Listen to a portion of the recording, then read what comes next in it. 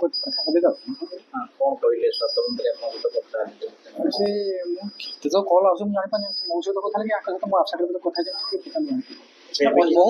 ବହୁତ କଲେକ୍ଟର ଆଉ ମାନେ ଏଡିଏମ୍ ଫେଡିଏମ୍ ସବୁ କଥା ହେଇଛନ୍ତି କିନ୍ତୁ ବର୍ତ୍ତମାନ ତ ମନେ ରଖିବ ନା କିଏ କେତେବେଳେ କୋଉଟା କିଏ କହିଥିଲେ ବା କାହା ନା କ'ଣ ମୁଁ ହଠାତ୍ ଜାଣିପାରୁଛି ସମସ୍ତେ ଆଶ୍ୱାସନା ଦେଇଛନ୍ତି ଏବଂ ଫୁଲ୍ ଦମରେ ହେଲ୍ପ କରିଛନ୍ତି। ଟ୍ରିଟମେଣ୍ଟ ଭଲ ଚାଲିଛି ଟ୍ରିଟମେଣ୍ଟ ପୂର୍ବ ଅପେକ୍ଷା ବହୁତ ଡେଭଲପ୍ କରିଛି।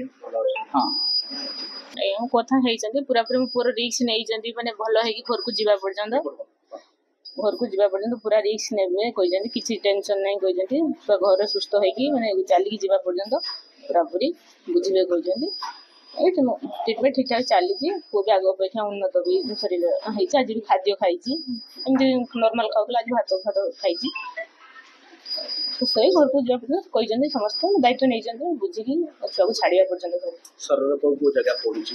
ତାର ହାତ ଦୁଇ ହାତ ଡାହାଣ ହାତଟା ବେଶୀ ହେଇଯାଇଛି ଆଉ ମୁହଁଟା ପୁରା ସିଝି ଯାଇଥିଲା ଚମଡ଼ାଟା ଉଠି ହେଲାଣି ବର୍ତ୍ତମାନ ହାତ ଗୁଡ଼ା ଫୋଟୋ ଖାଇଯାଇଥିଲା ଫଟୋ ଗୁଡ଼ା ମୋଟାମୋଟି ସବୁ ଟ୍ରିଟମେଣ୍ଟ ଠିକ୍ ଠାକ୍ ଚାଲିଛି ଆଜି ବି ଡ୍ରେସିଂ ହେଇଛି। ମୁଁ ପୁରା ତା ପରଦିନ ଆସିଲି ହଠାତ୍ ମୁଁ ବି ଆଉ ଜାଣିପାରିଲିନି କ'ଣ ହେଇଛି ତା ବାପା ଖାଲି ଆସିଥିଲେ ମୁଁ ତା ପରଦିନ ସକାଳେ ଆସିଲା ପରେ ବାଲେଶ୍ୱରରୁ ଧରି ଏଠିକି ଆସିଲି ଭଲ ଚାଲିଛି।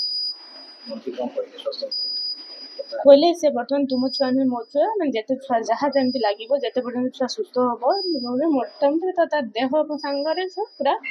ତାର ବର୍ତ୍ତମାନ ଭବିଷ୍ୟତ ବି ଗୋଟେ ସେ ମୋ ଦେଶରେ ହେଇଛି ତେଣୁ ମୁଁ ତା କଥା ବୁଝିବି କରିପାରିବ ଏ ତା କଥା ଦେଇଛନ୍ତି।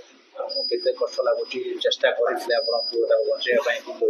ହେଇପାରିଲା ନାହିଁ। ମୁଁ ପଚାରିଥିଲି ତାକୁ କହିଲା ମା ମୁଁ ମାନେ ଯେତେ ପ୍ରକାର ମାନେ କିଛି ଭାବିନି ବସିଥିଲି କିନ୍ତୁ ମାନେ ସେ ମୁଁ ଭାବିନଥିଲି ଯେ ପୁରା ଲାଷ୍ଟ ଏଣ୍ଡ ହେଇଯିବ ବୋଲି ମୁଁ ଭାବିଥିଲି ବଞ୍ଚିଯିବ କିନ୍ତୁ ହେଇପାରିଲାନି ଆଉ।